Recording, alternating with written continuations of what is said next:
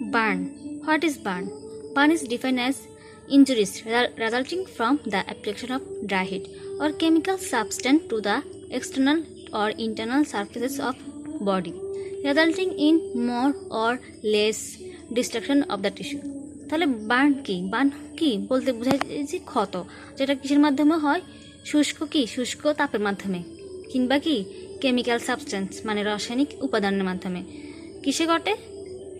আমাদের বডির কি এক্সটার্নাল অর্থাৎ বাহ্যিক, আর ইন্টারনাল অর্থাৎ কি অভ্যন্তরীণ কি সারফেসে হয়।